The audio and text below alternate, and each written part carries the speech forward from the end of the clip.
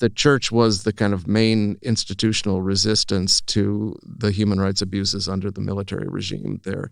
The story in Argentina was not so good.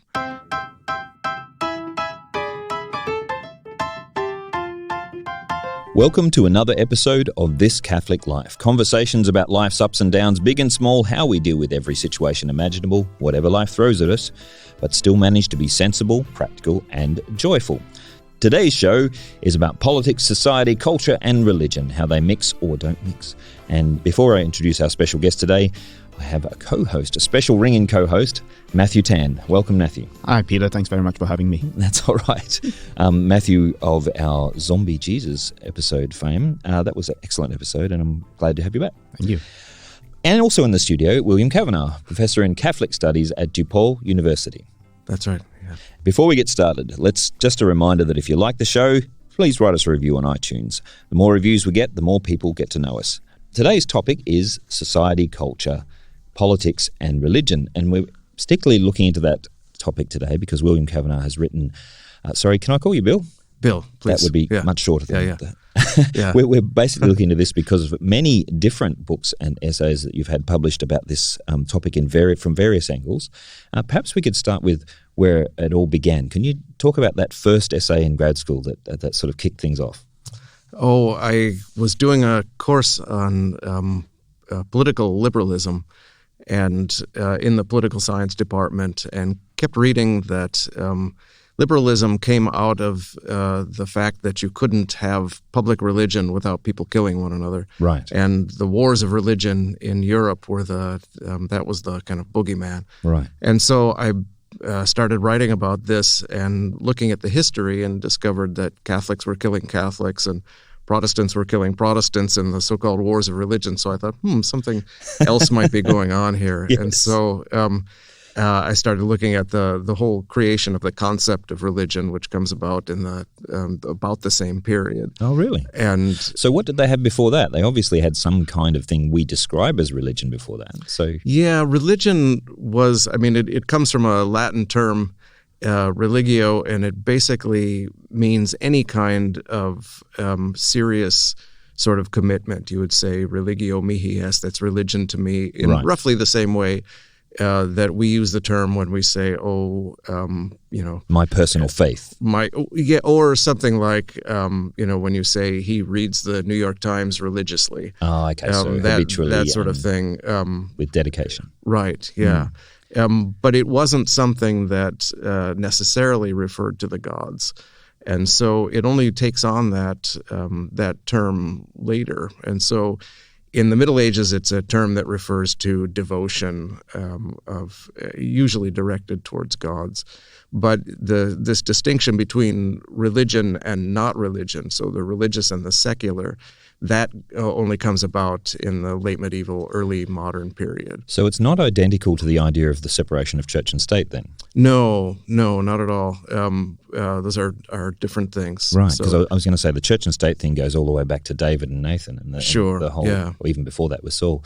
But so if we're talking about not being church and state, and clearly there were people we would describe as religious well before the Middle Ages. Sure. So what's changed when we get to that region? Why did they feel the need, or what has developed, if you like, philosophically to get us to that point? Right. So the difference then is is a separation between two spheres of life, one which is religious and one is secular. And the secular includes things like politics and economics and so on. And that's what's new. The idea that before that, they thought religion basically included all of those things. Sure. Or perhaps all of those things included religion. Sure, absolutely. Okay. So you've got, so Caesar is a god. You've got distinction between church authorities and civil authorities, but you don't have a distinction between some people that take care of the God business and other people that don't. The kings were, invested liturgically and so on. Right. So you don't have these kinds of distinctions until the modern period, and it comes about as a result of this, centuries-long contest between the civil and the ecclesiastical authorities, which has been going on since, the 4th century when Constantine the emperor becomes a Christian. And so there's this struggle, and eventually the civil authorities win, And so religion is this category of things that now the church can take care of, which is essentially separate from politics and economy and all of those kinds of things. So it's a way of taking the church and saying, you go over there and mind your with own all business. those complicated Exactly. and seemingly pointless arguments that you're having. Right. And lots of frustration comes out as you see history unfold with the princes who go, look, these religious guys just need to sort it out, get along, and stop interfering with my rule, kind of thing. Right. Although princes for a long time still maintain that they are in some way responsible for God's reign on earth. Right. But eventually it becomes this kind of thing where you're going to take all of the God business and put it off to the side. Right. So would it be fair to say that in this conception of religion, religion is sort of seen as a category or a kind of naughty corner designated by the princes to, put the church in, quote unquote, its place? A naughty corner. I like that. Exactly. Yeah. It's the punishment corner. You have children fighting on the playground, and so you separate them. And that's the tale of the wars of religion, that suddenly you have Catholics and Protestants in the 16th century. They can't stop killing one another, and so you need to take the whole business and put it off to the side. And that is really not historically what was happening at all. But this is a myth that then gets perpetuated as a way of reinforcing the status quo. I was a Lutheran minister for a little while, and even while really reading the histories as a Lutheran, you'd see that princes were swapping sides and religions equally, just with political alliances. Sure. And it was completely about using Luther as a kind of a banner for the rebellion against the emperor, and the others using Catholics as a banner for their particular cause. So, yeah. Right. So you have Cardinal Richelieu making a pact with the Lutherans, the Swedes. Yeah. So the 30 Years' War is largely the two Catholic dynasties fighting one another, the Bourbons and the Habsburgs. Right. So, yeah. Just those dang Catholics. This is something that you wrote in that first article.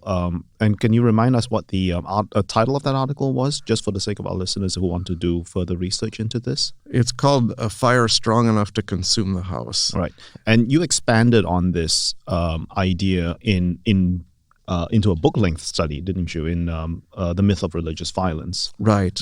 Was there something in that book that you did not do in your earlier work that you actually you thought was a significant contribution that you wanted to expand upon? Sure. So the Wars of Religion is chapter 3 in that book. And so it's just one of 4 chapters. Sure. And I kind of go into the history much more in depth. So there's 300 footnotes in that chapter and so on. But that's just chapter 3. And so the rest of the book takes on this idea more broadly that religion has this tendency to cause violence. And so in the first chapter, I go through 9 different arguments that religion has this tendency because it's inherently absolutist, it's inherently divisive, it's inherently irrational. And look at lots of different examples of this sort of thing, and then begin to ask the question, well, what do we mean when we say religion? And so chapter 2 is this genealogy of the term religion, where I kind of trace the whole development of this. And then chapter 3 on the wars of religion, and chapter 4 is about how it's used today. So the first 3 chapters show how incoherent this division between religion and not religion is, and how flexible these terms are. And so you get Christopher Hitchens, for example, famous new atheist. His book, God is Not Great, an indictment of all the horrible things that religion has done. But then it's almost a given. People can get away with saying religion causes so much violence. Absolutely. It's never challenged. It's just a truism. And so, but then he says, okay, well, what about Stalin and Mao and Kim Jong-un and so on? And he says, because this is a kind of inconvenient fact that, more than 100 million people were killed by Marxist atheist regimes. And so he says, well, that's religion too. All right. And so totalitarianism is inherently a religious thing, even if it's atheist. So if you believe in anything, even if it's not God. Right, exactly. So, yeah. So, except, that would be to say that would be more consistent. I mean, what it is basically is just the distinction between religious and secular is the distinction between things that Hitchens doesn't like and the things that Hitchens does like. Which sounds awfully like a religion. It's just that he's making it up as he goes along. Sure, right, depending on how you define religion, right? Yeah. So it seems like the mantra is, if something happens that I don't like, it's religion. Right. Yeah. Okay. More or less. Just to change tracks a little bit, in the later portions of that book, you also explore more contemporary notions of what we might consider to be secular activities, to actually look at some activities like sport and like nationalism. If I remember sport and nationalism came a bit too close together there. No, they're completely separate activities, especially come the Olympics. One of the questions that was an interesting, one of the issues that was explored that I found interesting was that there are some things happening in the world out there that we would pursue with the same amount of devotion that we would associate with religion, but because they don't actually have a religious aspect to it, or recognizably religious aspect to it, we sort of like put that to one corner, call that a secular thing, and therefore not lump it together with religion. Is that a fair summary of that part of the book? Yeah, I think that's right. I mean, there's actually all kinds of debate in the scholarly community about the definition of religion. Mm-hmm. And what most people consider to be religion is things that have to do with God and gods. But that's religion defined as based on the substance of one's beliefs. But there's a whole other theory of religion called functionalism, which says basically, look, if it walks like a duck and quacks like a duck, then it's a duck, right? So there's all these other things that don't necessarily believe in, have a belief in God, but function in precisely the same way in people's lives. So things like nationalism. Have you ever been to an Aussie rules match? Yeah, exactly. Seriously though, because Aussie rules match, you have up to 90,000 people in it. The average crowd was over 40,000 per game last season. They have tens of thousands of people in this stadium. You can't run the game without the umpires, but everybody hates the umpires, which sounds awfully like priests. The rule, they need to be there. Everyone follows the instructions, but they all dislike the instructions. Yeah. And the players have to play the rules, and there's all kinds of fervour involved in it, and everyone's dressing up in the. It's very liturgical. Yeah, it's very liturgical. Oh, yeah. And the intensity of conviction and belief is just incredible. Sure. And there's all kinds of different examples of this celebrity, of course, and the kind of celebrity relics that things that have come in contact with something that Elvis touched or drove or something, commands huge prices. And can we come back to the Christopher Hitchens example you gave? Also, another fellow who's pushed the same line of religion and violence is Dawkins, and he seems to push an idea of science as being the alternative, but he ends up creating almost a religion based on science. Sure. This is almost blind faith in scientists to be firstly altruistic and to find the truth, etc. Tracy Rowland wrote a book, and in one of her book chapters, it was on culture and the Thomist tradition, I think, and one of her chapters she explores the idea of the cult of the expert. Right. So we've almost created a secular religion where the expert is our high priest, or at least our magisterium.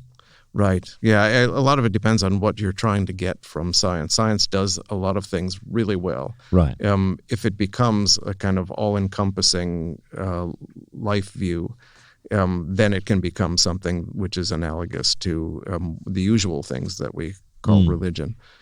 One of the interesting aspects that you spoke about quite early on when I was a PhD student, just a full disclosure to our listeners, Bill was kind enough to be my doctoral examiner, and he was also kind enough to employ me for a year over in Chicago. So consequently, I'm a fanboy and have no agenda whatsoever. It makes me feel so old. One of the first books that I read when I was a graduate student was your book, Theopolitical Imagination, in which you talked about the I guess the cultural and political potency of things that we might otherwise consider to be, quote unquote religious. So I guess the presumption was that because there is this divide between the religious and the secular, the things that we do on Sunday have absolutely no relevance whatsoever from to the things that we do between Monday and Saturday.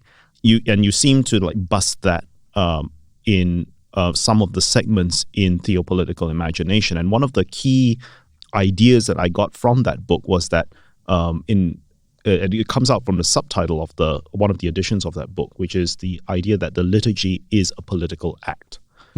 Can you just sort of give us a quick summary of what exactly you mean when you say the political? If religion, as you explore it, doesn't actually respect this religious secular divide, then what exactly do we mean when we say that liturgy is a political act?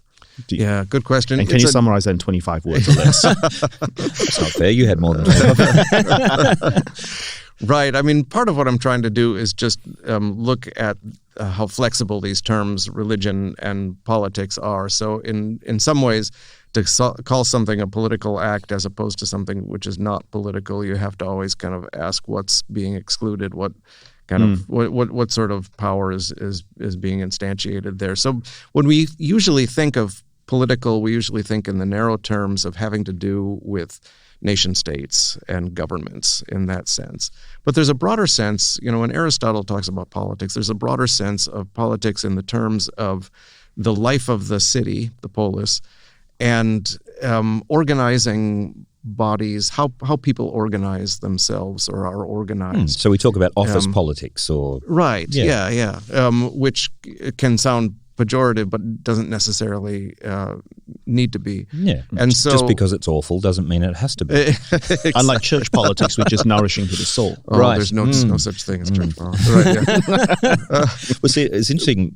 Sorry, you finish your thought and I'll come back to that. Yeah, so to talk about the Eucharist as a political act in that sense is to say that there's a certain way in which the Eucharist gathers bodies in space, and has an attempt at least to kind of conform us in a certain way to Christ, to a kind of public body in this way. And so, which ought to have kind of ramifications for how we live in the world and how we organize the world.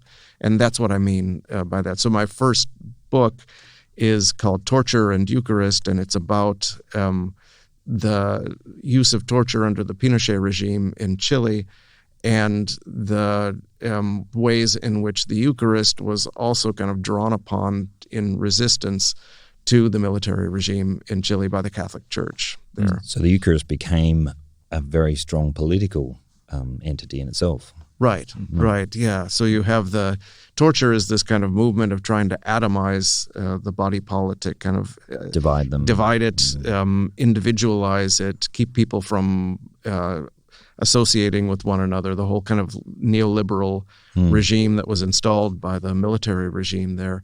And Eucharist is a way of bringing people together, gathering them in this way. It seemed to happen perhaps a not similar but parallel sort of thing in Poland when Pope John Paul II was involved in the Solidarity movement.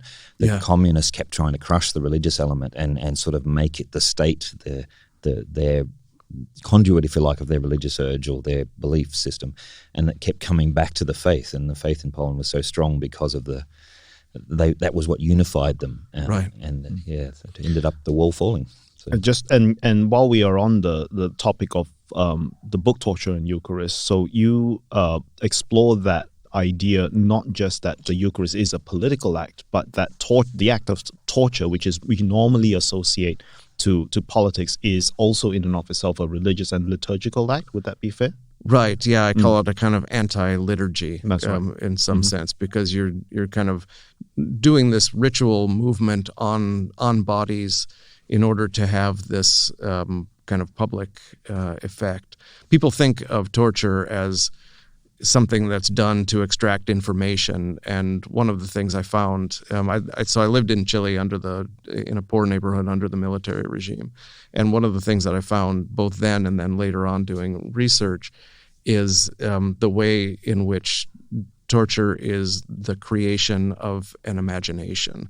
It really has very little to do with gathering information. It's more about terrorism, really. It's exactly kind of spreading fear and anxiety in the body politic through these kinds of techniques acts on bodies, and it's largely symbolic. Yeah. And a small amount of particular violence ends up having a massive effect because of the way it's done and the way it's promulgated and those sorts of things. Right. Can I bring you back to something, Matthew? You raised the issue of the liturgy being a political act, but we've already looked at in your Redeeming Flesh book on the zombie Jesus. I'm not marketing this, by the way. No, it's all right. But we've looked at that in our episode on the zombie Jesus, that the more religion gets shoved into the sort of the private sphere, and you're allowed to believe anything you like so long as it doesn't actually affect anything, and they push and push and push, what we're seeing is that religious themes, particularly Christian themes, are surfacing in popular culture. Right. And it seems to be that you're saying, well, it was there all along. Right. I think that's right. I mean, it's like Chesterton said, or is reputed to have said, when people stop believing in God, they'll believe in anything. And I think that's really true. There's a kind of inherently worshiping aspect. Human beings are inherently worshiping creatures, and if they don't worship God, then their worship is going to kind of fall on all kinds of items that are not God. This brings us to another theme that you've brought up, and perhaps if I can bring that out a little bit more. You talk about idols in our culture, and is this what you're talking about? That when we move away from consciously worshipping God or something of that nature, we end up focusing on other things, which then become our idols. What do we mean then by idols? Right. So, this is the book I'm working on now is on idolatry. I've been telling people the book, The Myth of Religious Violence, is aimed at a secular audience. There's no explicit theology in it.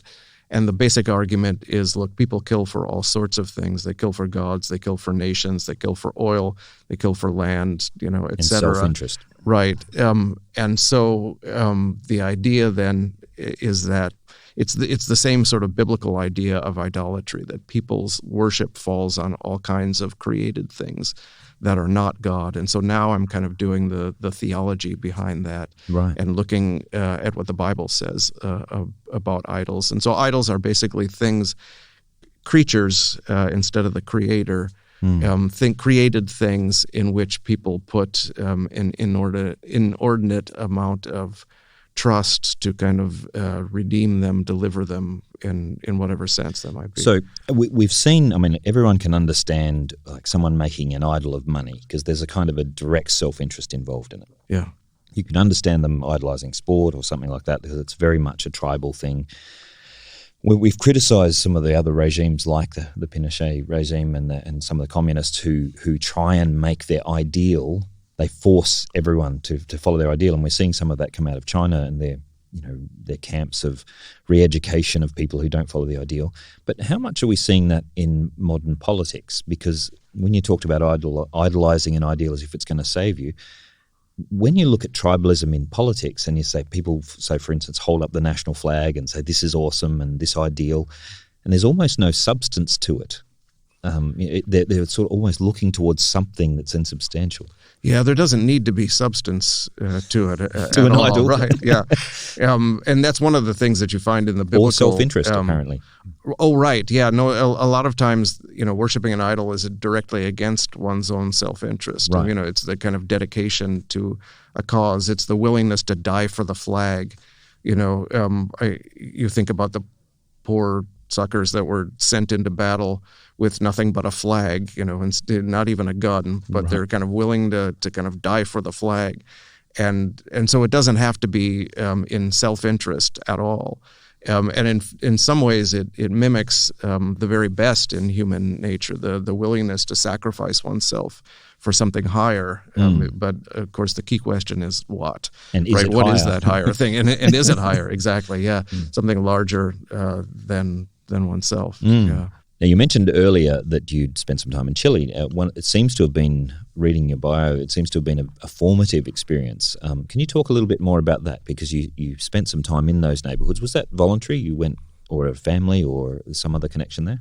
It was a volunteer program with the Holy Cross Fathers, who run the University of Notre Dame in the United States. That's where I was an undergraduate. And so I actually did 2 tours of duty with them, one in Colorado for a year, and then one in Chile for 2 years and some. And so, what were you doing there? Living in a poor neighborhood of Santiago. My main responsibility was a cooperative building project, kind of a Habitat for Humanity sort of thing, where people would get together and build small 2-room structures for, kind of barn raising style, where everybody on one weekend would get together and put up one of these structures, and then next weekend it would be somebody else's house and so on, with a lot of partying as well. So you'd work all day, somebody would turn on the radio, get a couple of bottles of Pisco, and we would dance until 3 a.m., which made it difficult to get going again the next morning. But obviously the experiences profoundly affected you. Can you talk a little bit about some of the parts of that experience which we wouldn't, that was particularly contrasted to, say, for example, your life in America? Oh, the contrast was pretty stark. So the poverty was striking. There were a lot of people without food. It was a time in which the military regime was cracking down on any kind of dissent, but street protests had broken out in the latter part of the military regime's rule, and so they agreed to have a plebiscite in 1988, which was a vote on 8 years more for Pinochet or free elections. So very conflictive, tear gas, bullets, all those sorts of things. New people, next door neighbor had been disappeared. When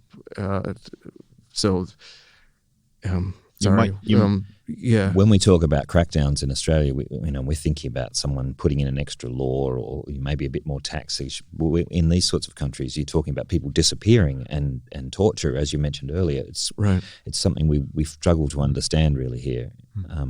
Also, the poverty thing. We think of poverty as someone who's maybe on the basic living allowance or something, but poverty in those countries is absolute. It's literally unable to eat and nowhere to live, that kind of thing. How do you think that's influenced your writing and your thought processes from there? So is there something that's the key sort of?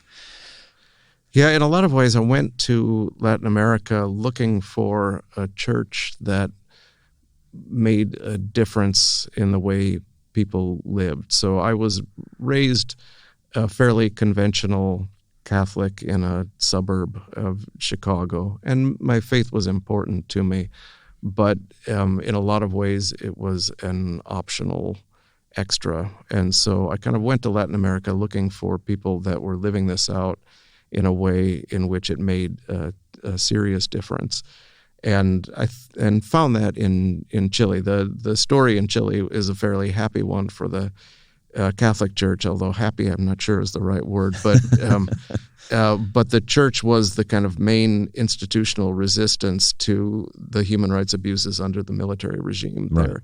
The story in Argentina was not so good. So the faith was political.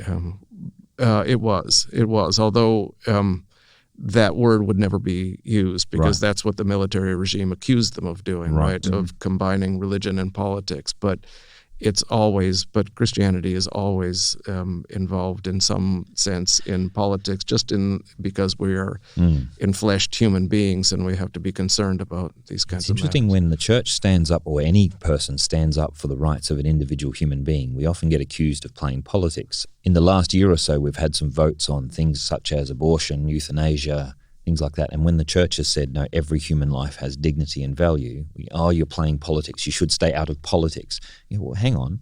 These are human beings we're talking about, and we're not saying any particular party should be voted for. We're simply saying human beings need to be dignified and treated with the dignity which God has given them. I think this kind of ties in with that anti-liturgical theme that Bill was talking about. We're seeing in it seems as if that we are entering into a phase whereby everything is starting to become privatized, including political discourse. Is that a fair thing to say, Bill, in light of what you have written? Everything is becoming privatized. I suppose that's what saying Christianity is political is a way of kind of resisting that. Right. But again, we need to make sure that people understand that when we say that, it doesn't necessarily mean politics in the way we usually think of Correct. it. Support for a particular political party. Or in the case of, say, some extreme proponents of liberation theology ended up picking up guns and sort of joining politics by means of violence. But what we're talking about here, at least from what I'm seeing from your stuff, is that the theology of the church and their understanding of God and human beings has implications which flow naturally into their logical implications of what we believe in about human beings. Right, and I think that's really important for our life as Christians, and there's different ways it can be politicized. And I mean, in a lot of ways, I think it's unhelpful to use the term politics in this sense, because oftentimes what it can mean for the church is that the church will throw in its lot with one political party even when they say they're not. Right. And doing so in a kind of calculated way where, we begin to make calculations in terms of the politics as the art of the possible. And so we say, these guys are slightly less rubbish than the other guys. Right. And so we're going to keep silent on these issues and we're going to press these issues, and we're not explicitly going to endorse a particular party, but really, in fact, we're going to be putting the thumb on the scale for one party. And that, I think, is unhelpful. And so part of the thing that I'm trying to do is to get people away from thinking of the entirety of our politics being tied up in the nation state and governance, and think in terms more of the church as this community where we go out and try to heal the world, and not simply, when we think about what's wrong with the world, we don't only think, well, we've got to lobby our elected representatives to do something about this, that the church itself then becomes this community of healing out in the world in a way that tries to heal some of the distortions that are created by nation states and corporations and other forms of gathering people. And if we're brave enough to, maybe this is just my politics coming in, but if we're brave enough to call all of the political parties out on what they fail to do, then it might be that we don't have any options available to us, but we might, if there's enough of us demanding options, then eventually someone will have to put up an option that's actually more palatable. I think that's possible too. And we should maintain that sort of hope for the electoral process, I suppose. But in the meantime, I think we really ought to feel homeless in regards to electoral politics and think more in terms of what can we do directly instead of simply throwing our lot in with one of the political parties and all of the kind of compromises that they have to make, or giving up on them completely. Right. It's interesting. I was just thinking about that as you spoke and thinking, I referred to AFL, Aussie Rules, as being this kind of pseudo-religious activity, but in some certain sense, politics itself, so the art of politics and the public actors of politics can become a religion in itself. So all of the various political parties, the setup is, if you've done any study on the Nazi regime and how they use the propaganda to whip up the frenzy for their particular ideals, go and sit in on some of these political rallies, you see parallels. I'm not saying they're all Nazis, but you see parallels in the fact that they're very, very focused on almost an undivided adoration for their ideal and pushing it the other way. Oh, we don't have those problems in the United States. Good. I'm glad to hear that. Aussies are a bit too cynical for that to work here, so we tend to work on tearing each other down until there's no one left standing. Mm-hmm. In one of your books, Being Consumed, you made a mention in one of your chapters that in contrast to this popular idea that pop culture is actually a form of materialism, you actually argue that it's a form of anti-materialism, that it's not materialist enough. Can you sort of elaborate on that a little bit, on what you mean by consumerism and pop culture and economics more generally not being materialist enough? If you think about materialism, you usually think of the kind of clinging to material objects. And a consumer society is not content with clinging to particular material objects, because in order to keep the economy moving, you have to keep wanting new and different things. And so consumerism is not just attachment to things. It has this moment of detachment, this necessary moment of detachment where you buy something, you become disenchanted with it, and you go back to the store or back online and get something else. So we're in love with finding something new all the time. Right, yeah, the pursuit of novelty. So it's not buying, but shopping that's kind of at the spiritual heart of consumerism. A little story or two on this. In one of the large theology classes, I asked the question, what would happen if we all stopped buying things we don't need? And it was a rhetorical question, but several of the business students in the front row had a near fit. They actually said out loud, if we stopped buying things we don't need, Australia's economy would collapse. Yeah. And I thought this was a bit ridiculous, so I went and talked to our economists, and they said, with almost all of our economy is based on us constantly needing and buying things we don't need. Yeah. And so in that sense, it's really, it's this distinction between use value and exchange value. Use value, the things that we actually need and use, and exchange value, what they can be exchanged for, and also this kind of higher symbolic purpose that material objects serve for us. And so you think about Naomi Klein's work on the brand now, and how brands over the last few decades have taken on more importance than the actual objects themselves. And so what brand you're wearing is more important than the actual value of the clothes. Right. And people, there was actually some research done by Israeli and American researchers that was published in the journal called Marketing Science. And the article is called Brands, the Opiate of the Non-Religious Masses. And what they found was that people that are more attached to what were considered traditional religions, Christianity, Judaism, etc., are less inclined to focus on brands, to be brand conscious, and vice versa. And so they concluded empirically that brands are a kind of substitute for traditional religions. It's this way of attaching oneself to something higher and attaching oneself to a community, to the whole desirable ideal. Right. There's a kind of transcendence that's involved there. And I show shoe advertisements over the course of the last 150 years, and they begin in the 19th century being informational. You can buy shoes from James H. Johnson. And we have them for a reasonable price. Right. And early 20th century, you try to persuade people that these are good shoes, that these are at a reasonable price and they're stylish, and people are going to think that you're good for wearing them. By the middle of the 20th century, the shoe is not mentioned, and you don't try to convince people these are good shoes. You attach transcendent ideals like sex and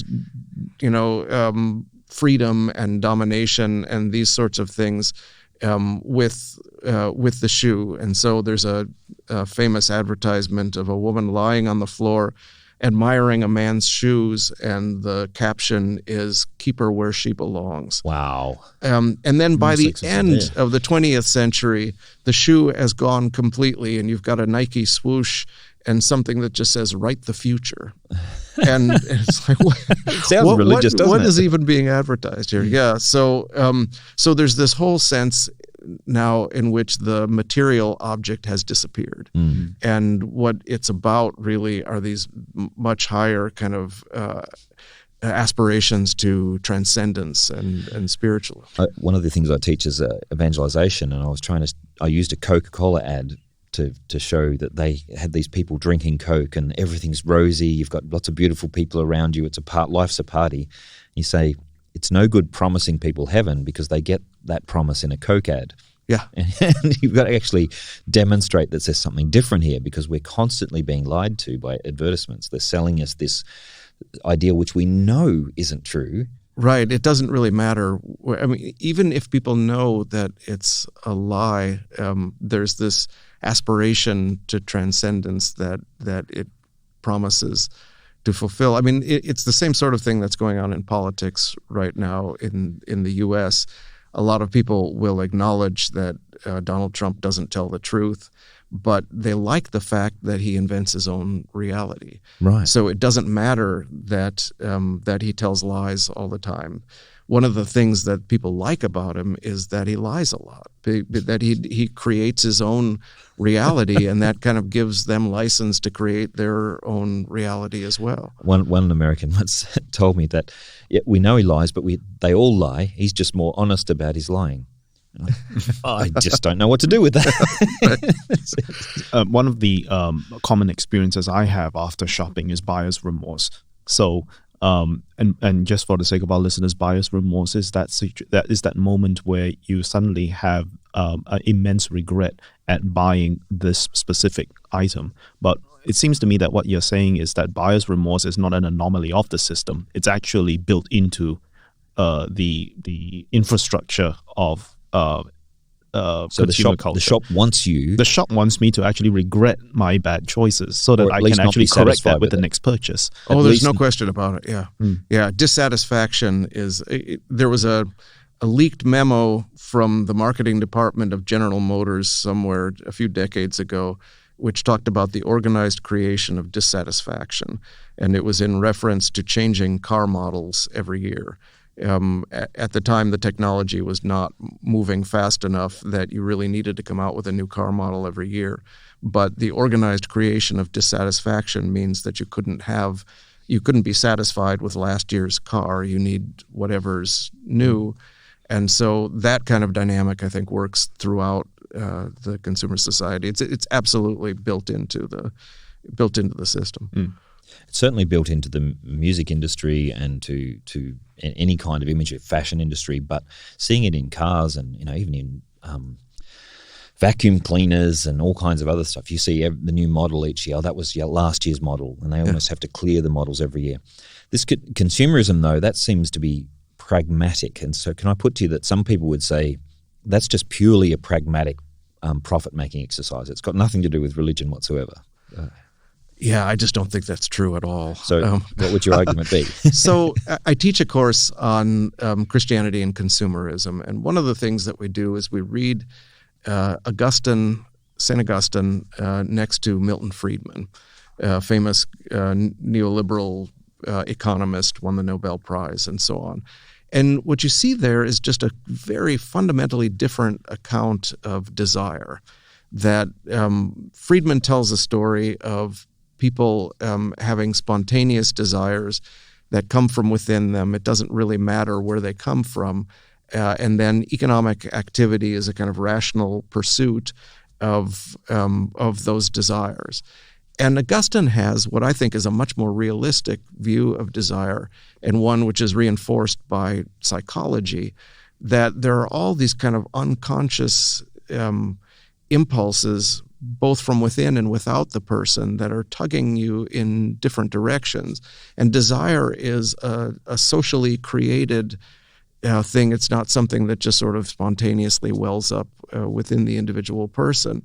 And so what you get there then is something which is completely tied up with Augustine's view of God, right? That God is that force that is within and without us, that is kind of tugging us in a direction that's going to satisfy us, as opposed to merely having desires within us that need to be satisfied no matter what they are. It doesn't. Right. We're kind of agnostic about whether these are positive desires or not. If we say that like social pressure can create desires, surely that they still have to be a kind of manipulation of something that's genuine in us. So, for example, a lot of advertising manipulates me to say you're not sexy enough, you're not cool enough, you're not successful enough. and that's you could call it a created desire in me to go and buy a particular watch or a particular brand of cologne or something. But it's still, they're manipulating a genuine desire for me to fit into community, to be respected, those kinds of things. They're actual human goods, aren't they? I mean, those things. And they're just simply twisting them to serve their economic purpose. Right. Augustine could not have said it better than you just said it, actually. He probably did say it better than you said it. But thank you. But but that's what you're saying. That even if it's a manufactured desire, it's still a twisting, or if you like, a co-opting of an actual good desire. Right. That's right. Yeah. Augustine talks about how vice imitates virtue. Right. Right. That we kill one another out of love, and this is a kind of a backhanded way of worshiping God, that we're actually in search of. Looking for love in all the wrong places, as the old song goes. Yeah. And in all wrong ways, too. That's right. Yeah. So, he does talk about that in terms of sin. He says sin is not, nobody wakes up in the morning going, what evil can I do today? Right. Well, nobody but Matt. They wake up and think, "What I want to achieve this good," and that I think the moral evil that he talks about is where we are prepared to sacrifice or harm one of the goods in order to achieve another one. Right. So, to be morally good, he says we have to uphold them all. It's getting more difficult when lots of these goods are being twisted and thrown at us and presented with as the nice juicy apples in the garden. But we probably should begin to wrap it up. Thank you for being with us, Bill. It's been a pleasure to talk.